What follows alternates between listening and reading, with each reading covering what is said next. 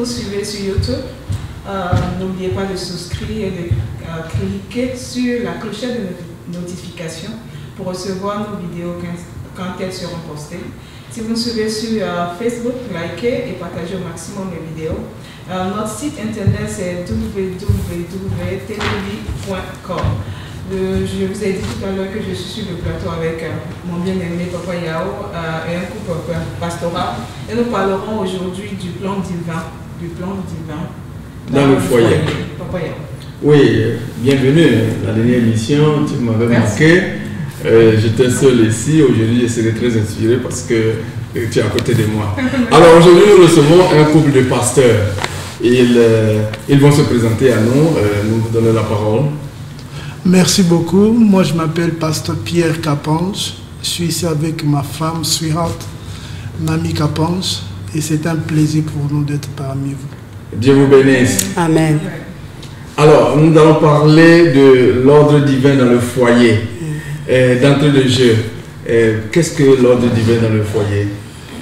L'ordre divin est très important. D'abord, quand nous parlons de divin, nous faisons allusion à Dieu. Okay. Et puis, quand nous regardons l'ordre, ça veut dire que le monde, quand nous regardons même le monde actuel, ça veut dire que c'est un système auquel c'est quelques lois, nous pouvons dire, qui nous permet d'avoir une vie normale. Ça veut dire comment développer une vie, comment avoir une vie normale dans une société auquel, ça veut dire que nous devons vivre sous l'ordre. Ça veut dire dans une société auquel il n'y a pas d'ordre, elle est appelée à être extincte, à disparaître. Mais lorsque vous vivez dans un ordre bien précis, c'est alors que vous êtes appelé à endurer. Ici, nous parlons par rapport à l'ordre divin, nous parlons par rapport à Dieu. Okay. À Dieu créateur des cieux, de la terre, de toutes choses. D'accord. Donc l'ordre divin dans le foyer. Amis de Télévis, aujourd'hui nous serons servis parce que nous allons parler d'un thème très intéressant. Alors, maman pasteur, l'ordre divin dans le foyer, pourquoi? L'ordre divin dans le foyer est vraiment très important. La première des choses que nous devons savoir, le Dieu que nous servons, comme la Bible nous le dit, dans le livre de 1 Corinthiens 14, le verset 33. 1 Corinthiens 14, verset 33. La Bible nous dit clairement... Vous souhaitez qu'on lise? Oui, on peut le lire. Ok. 1 Corinthiens chapitre 14, verset 33. Nous lisons ceci. Car Dieu n'est pas un Dieu de désordre, mais de paix, comme dans toutes les églises des saints. Amen. La Bible est très claire. Le Dieu que nous servons, il n'est pas un Dieu de désordre. C'est un Dieu d'ordre et c'est un Dieu de paix. Nous avons besoin de cet ordre-là pour que nous puissions expérimenter la paix dans nos foyers. Et vous allez voir que là où il n'y a pas de l'ordre, il y a du désordre. L'ordre est très important pour réglementer l'harmonie au sein du foyer et pour nous aider à nous épanouir dans cet environnement divin que Dieu nous a donné. Amen. D'accord. Donc la question qu'on voudrait bien poser maintenant, quel est l'ordre? S'il faut vivre dans un ordre bien établi, mais quel est cet ordre-là que Dieu a établi dans le foyer?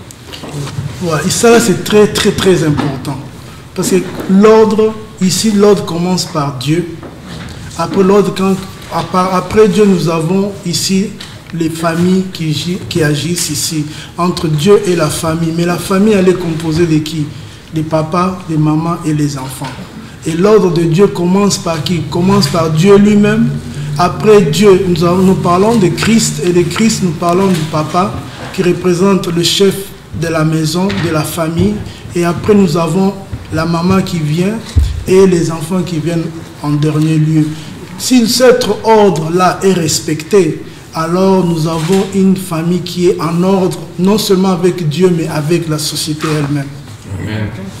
Et là, on peut s'appuyer sur le passage de 1 Corinthiens 11, le verset 3, qui nous parle clairement de cet ordre que Dieu a établi. 1 Corinthiens chapitre 11, le verset 3. Si nous pouvons lire ça.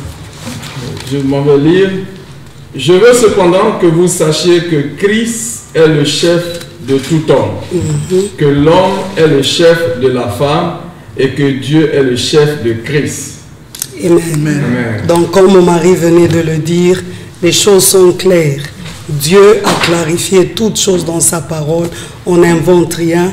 On s'appuie sur la parole de Dieu, la personne qui a créé cette institution du mariage. Parce que si nous voulons vraiment avoir ou retirer le grand profit de quelque chose ou d'un instrument, nous devons nous référer au manuel d'utilisation de cet instrument. Si nous prenons par exemple le manuel d'utilisation de la bouteille d'eau pour nous servir du micro, le micro peut être là, mais on ne va pas tirer le bénéfice total. Nous devons prendre le manuel de celui qui a créé le mariage, et c'est Dieu qui est à la base du foyer. Et il nous dit que c'est Christ qui est le chef de l'homme, l'homme est le chef de la femme. Donc nous voyons que le premier et en tout et pour tout dans le foyer, c'est d'abord Dieu, c'est d'abord Christ. Un ménage qui n'a pas Christ, un foyer qui n'a pas Dieu, c'est un foyer qui part sur une mauvaise base. Donc Dieu doit occuper la première position. Ensuite, le chef que Dieu a établi, qui est l'homme, qui est mon mari. Et en troisième position, nous avons la femme et enfin les enfants. Ici, je peux rajouter qu'il y a une responsabilité qui vient à tout un chacun des D'ailleurs, on allait arriver là. Non, il nous a dénoncé, donc on peut voir cela. Et amis de Télévis, aujourd'hui, vous serez servis parce que les deux invités qui sont un couple, ils sont tous pasteurs, donc nous serons très servis. Alors, le papa nous a dénoncé. Oui. Quelles sont les responsabilités alors de chacun dans cet ordre établi par Oui, c'est très très très important. Ici, par exemple, quand nous parlons de responsabilité, lorsqu'il y a un problème à la maison, papa, par exemple, ne peut pas directement prendre la décision, sauter le maman, aller directement avec l'enfant pour résoudre le problème. Non. C'est-à-dire que la règle de responsabilité, c'est un peu comme dans l'armée. Vous savez qu'un général ne peut pas quitter sa position, directement aller résoudre le problème avec un capitaine ou bien un lieutenant, est obligé de passer par un colonel et ainsi de suite, ainsi de suite. Ici, c'est très important. Ici, la parole de Dieu nous dit dans Éphésiens 4, verset 33. Éphésiens 5, 33 nous donne des éclaircissements en mesure de tout ici, du 23 à 33. Ça veut dire que papa a des responsabilités, maman a des responsabilités et les enfants ont des responsabilités. Chacun d'eux a des responsabilités. Ici, lorsque les enfants ont la responsabilité de quoi? D'obéir les parents.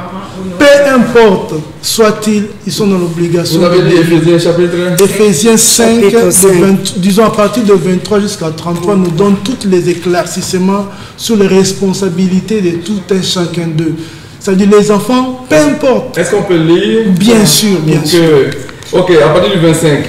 Oui. De 23 à 33. Femmes, soyez soumises à vos maris comme au Seigneur, car le mari est le chef de la femme, comme Christ est le chef de l'Église, qui est son corps et dont il est le sauveur. Or, de même que l'Église est soumise à Christ, les femmes aussi doivent l'être à leur mari en toutes choses. Marie, aimez vos femmes, comme Christ a aimé l'Église et s'est livré lui-même pour elle, afin de la sanctifier par la parole, après l'avoir purifiée par le baptême d'eau, afin de faire paraître devant lui cette église glorieuse, sans tache, ni ride, ni rien de semblable, mais sainte et irrépréhensible. C'est ainsi que les maris doivent aimer leurs femmes comme leur propre corps. Celui qui aime sa femme s'aime lui-même, car jamais personne n'a haï sa propre chair, mais il la nourrit et en prend soin comme Christ le fait pour l'Église, parce que nous sommes membres de son corps. C'est pourquoi l'homme quittera son père et sa mère et s'attachera à sa femme, et les deux deviendront une seule chair. Ce mystère est grand, je dis cela par rapport à Christ et à l'Église. Du reste, que chacun de vous aime sa femme comme lui-même, et que la femme respecte son mari. Et pour ne pas couper, si on peut aussi lire directement le 6 de 1 à 4. Enfants, obéissez à vos parents, selon le Seigneur, car cela est juste. Honore ton père et ta mère, c'est le premier commandement avec une promesse, afin que tu sois heureux et que tu vives longtemps sur la terre. Et vous, pères, n'irritez pas vos enfants, mais élevez-les en les corrigeant et en les instruisant selon le Seigneur. Amen. C'est ça la responsabilité.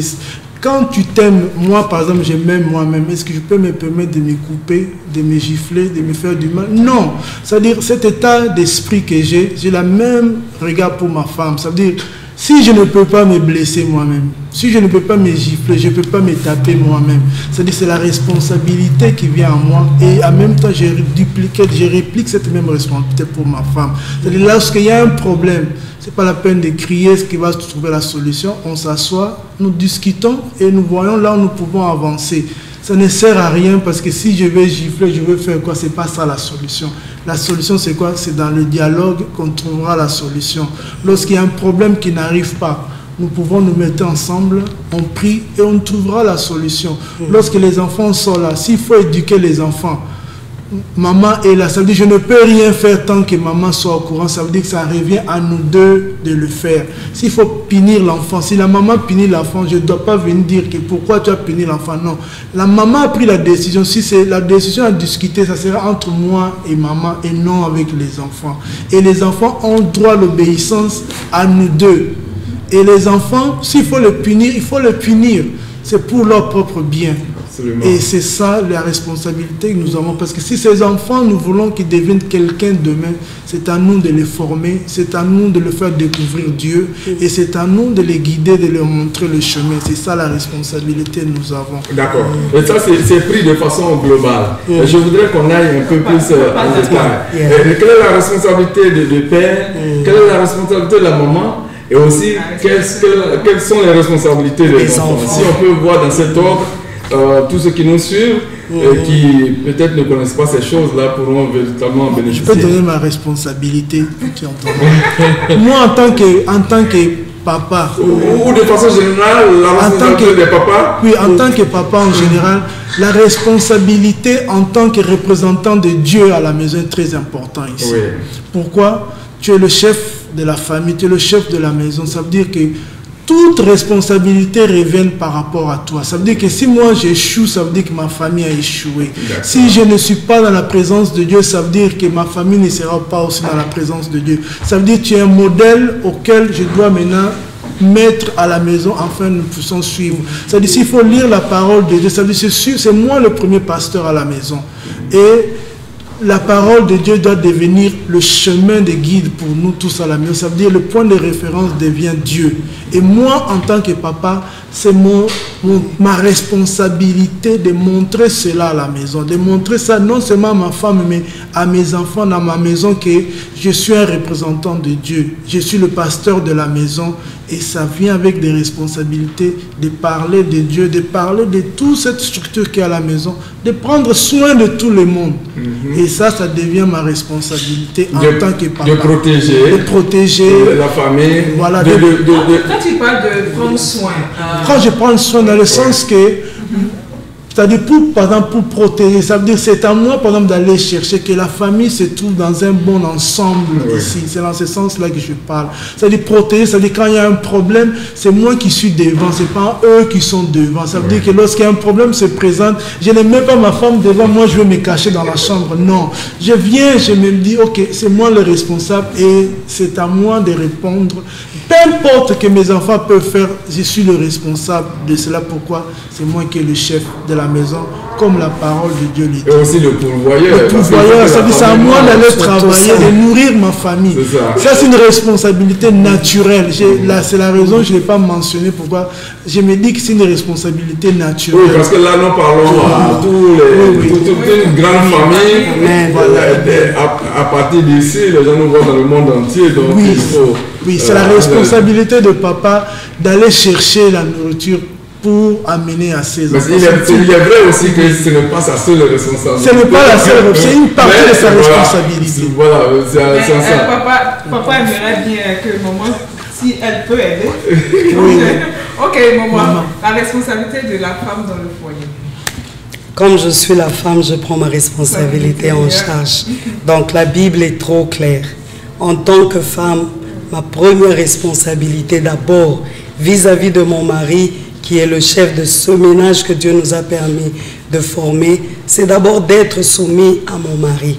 Amen. Et j'aime bien la comparaison, l'analogie que la parole de Dieu nous donne ici, pour bien comprendre le genre de soumission dont on parle ici. Ce n'est pas la soumission entre un maître et un esclave, mais Dieu nous donne une bonne image de soumission, la même soumission qui existe entre Christ et son Église. L'Église représentant l'époux du Christ, l'épouse du Christ, et le Christ lui-même, l'époux de la femme.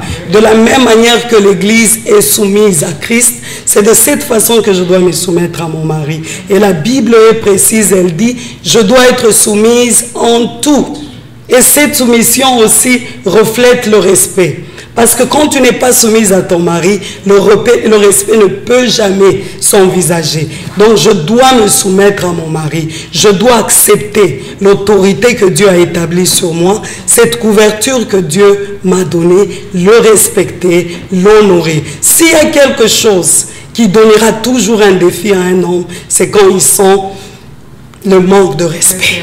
C'est quelque chose qu'un homme ne peut pas respecter. Tu peux être belle, tu peux être intelligente, mais si tu n'as pas cette vertu-là en toi... Tu t'arrêtes pas, maman. Tu peux apporter même des millions à la maison. Amen. Mais si tu ne respectes pas... Mais s'il n'y a pas le respect, ton mari n'est pas élevé, ton mari n'est pas honoré. Et si toi, la femme, tu ne le lèves pas, tu ne l'honores pas, qui d'autre va l'élever? Tout le monde en dehors de la maison peut croire qu'il n'est pas rien, qu'il n'est rien. Mais pour moi, mon mari est le premier. Amen. Il est celui qui doit occuper la première place. Il est le meilleur. Amen. Même quand il doit parler lentement, mon mari est le modèle de tous. Il est le plus beau aussi.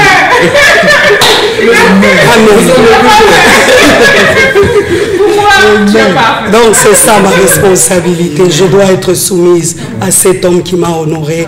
Je dois le respecter en tout et pour tout. Amen. Ok. Est-ce qu'il y a d'autres responsabilités encore liées à l'état de la femme, le fait d'être femme? Est-ce qu'il y a encore d'autres responsabilités? Je sais que l'éducation des enfants est partagée, mais le couple le fait ensemble, mais une grande partie repose dans les mains de la femme, n'est-ce pas? Oui. Donc on peut aller un peu plus en détail parce que ça englobe tout vis-à-vis de mon mari. Parce que là, je n'ai parlé que de ma responsabilité par rapport à mon mari. Mais quand il faut aller maintenant au niveau du ménage, la femme doit prendre soin de son ménage. Amen. La femme est cette personne qui amène l'harmonie et cette personne qui amène la propreté à la maison. Et quand on parle de ça, on commence non seulement dans la chambre, on passe dans la salle de bain, le salon et jusqu'à la cuisine. Donc on ne peut pas se mettre à discuter parce que la nourriture n'est pas là. Ce n'est même pas une discussion que je dois mener à mon mari. Moi-même, je sais que c'est ma responsabilité. Amen. Quand je me réveille, je pense déjà que le ventre de mon mari doit être rempli. Mes enfants ont besoin d'avoir une bonne santé. Et cette cuisine-là, elle m'appartient. Je dois savoir là où se trouve la cuillère, là où se trouve ma fourchette, là où se trouve mon couteau. Et quand je sers la table de mon mari, mais c'est la table d'un roi. Je suis convaincu qu'il y a des gens qui nous regardent, qui ne sont pas d'accord avec maman. Surtout en Amérique aujourd'hui. C'est ça le grand problème. On va y arriver, papa. Le problème, c'est quoi? Respecter l'ordre. Quand on respecte l'ordre, on se rend la tâche facile. Amen. Nous nous compliquons. Il y a beaucoup de divorces parce que nous envahissons l'ordre de Dieu, nous le renversons. Amen. On va arriver à cela. D'accord, d'accord. Donc on va aller vite parce que le temps est en train de... Donc on peut dire en un mot la responsabilité des enfants et puis on va arriver au temps où l'ordre est renversé, qu'est-ce qu'il faut faire? Donc, en un mot, la responsabilité des enfants. La responsabilité des enfants, comme mon mari l'avait déjà mentionné, c'est obéir à leurs parents. Et cette obéissance aussi ne doit pas se faire par rapport à ce que la société nous apprend ou par rapport à ce qu'on connaît. La Bible est claire. Ils doivent obéir à leurs parents selon le Seigneur. C'est cette obéissance-là que nous devons donner à nos parents. Et quand on le fait, il y a une promesse dans la Bible. Nous allons avoir une longue vie. Peu importe, ta maman, ton papa peuvent ne pas être intelligents comme toi. Ils ne peuvent pas parler un bon anglais comme toi tu le parles, même pas un bon français. Quand on parle, on met le la à la place de les. Toutes ces choses-là, ils restent tes parents.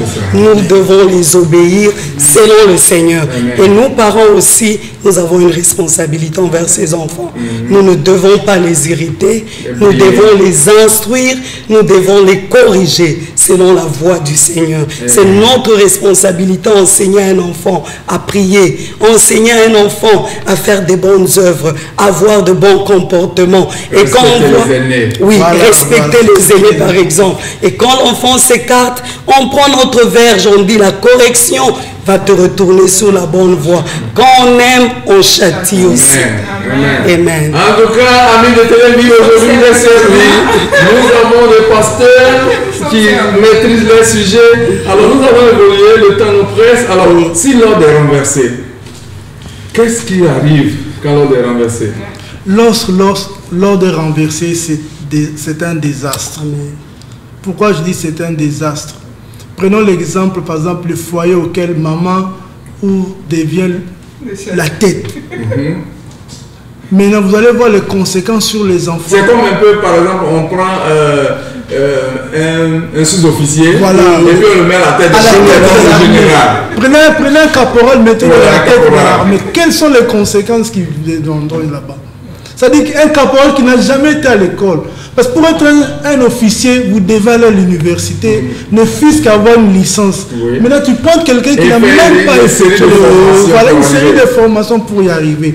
Maintenant, toi, tu prends quelqu'un qui n'a même pas encore fini, mais n'a jamais été à l'école. Maintenant, mettez-lui à la tête de l'état-major.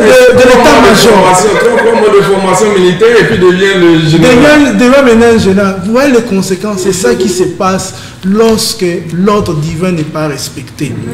Parce que maman, qu'elle monte qu'on descend, maman ne peut jamais devenir papa. Non. Jamais. Elle n'a pas été créée de cette façon-là par Dieu.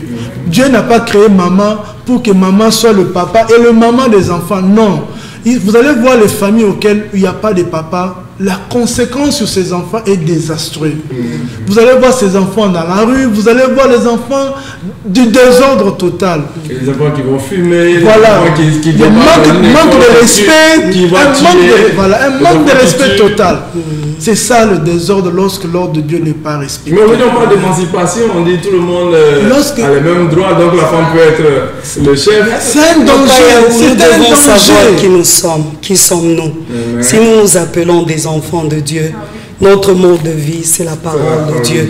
Si nous pouvons nous émanciper, mais en restant dans le garde-fou que Dieu nous a donné. Amen. Si je dois m'émanciper pour prendre la position de mon mari, je ne suis plus dans le langage de Dieu. Amen. Et en faisant cela, j'amène le désordre. Amen. Je m'émancipe en tant que là. Pourquoi ne pas chercher à m'améliorer? Comment bien préparer? Quand mon mari, par exemple, n'est pas de mon pays, si je veux chercher à m'émanciper, je veux étudier comment faire les mets de son pays d'origine. Pourquoi ne pas aller à l'école, améliorer ma connaissance pour aider mes enfants à élever leur niveau quand ils viennent avec leurs devoirs? C'est ça l'émancipation.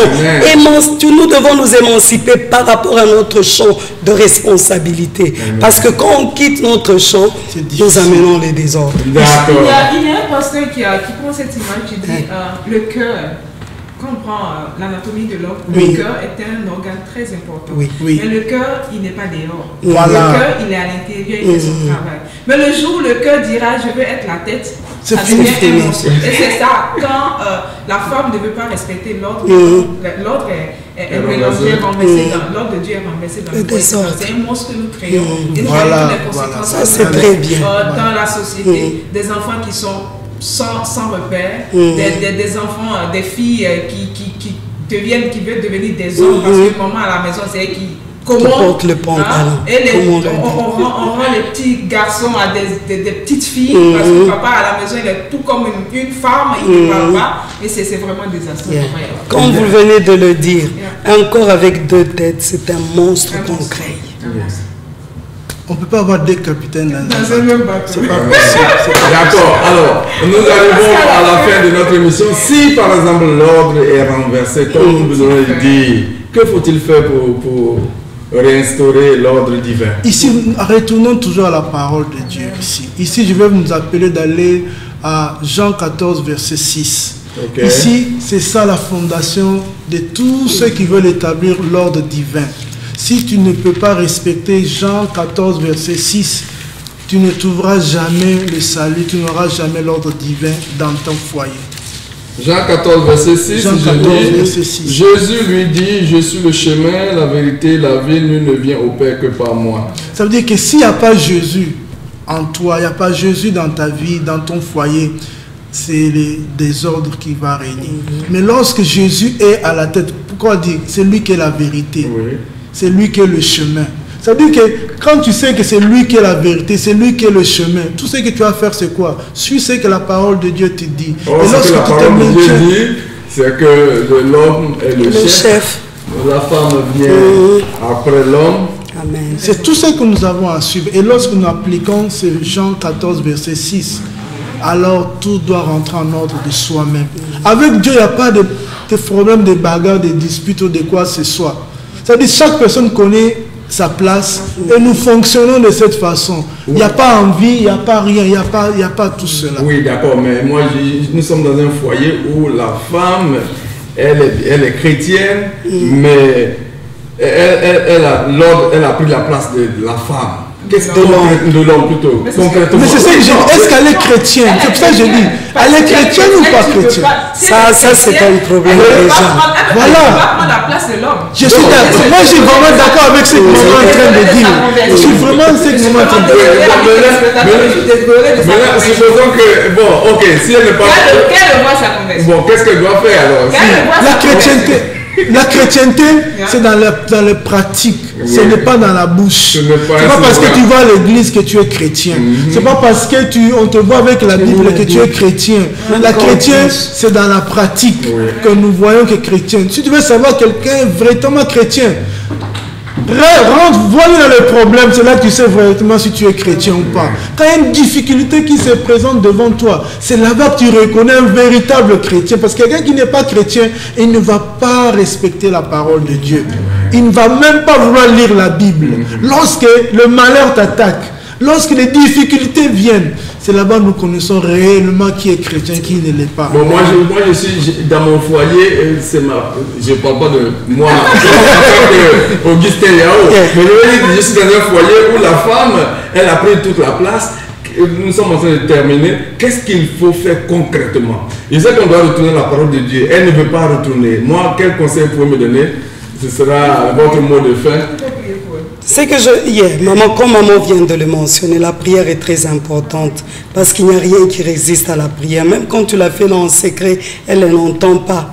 Il y a un jour marqué que Dieu va toucher son cœur. Mais comme la Bible nous dit aussi en cas de problème, on peut toujours se référer aux aînés qui peuvent nous donner aussi des bons conseils. Nous en avons tout autour de nous. Vous pouvez aller vers votre pasteur, vous pouvez aller vers les anciens de l'église qui peuvent parler à maman, qui peuvent parler à papa. Essayez de nous retourner dans notre identité pour que nous puissions comprendre. Le mariage vient avec des responsabilités et quand on l'accepte, on doit prendre aussi la charge d'assumer ses responsabilités. Amen. Et puis, je vais seulement rajouter que le mariage n'est pas fait pour les enfants, c'est pour les adultes. Amen. Amis téléspectateurs, ce fut un grand plaisir. Ce soir, nous avons été édifiés, Papa Yao. Nous avons été édifiés, nous avons appris le plan divin. C'est Dieu, Christ, l'homme, la femme et les enfants. Les enfants ne doivent pas prendre la place du mari. Les enfants ne doivent pas prendre la place de la femme. Les enfants ne doivent pas prendre la place la femme ne doit pas prendre la place de l'homme. L'ordre est établi, suivons-le, pour le bon fonctionnement de nos foyers.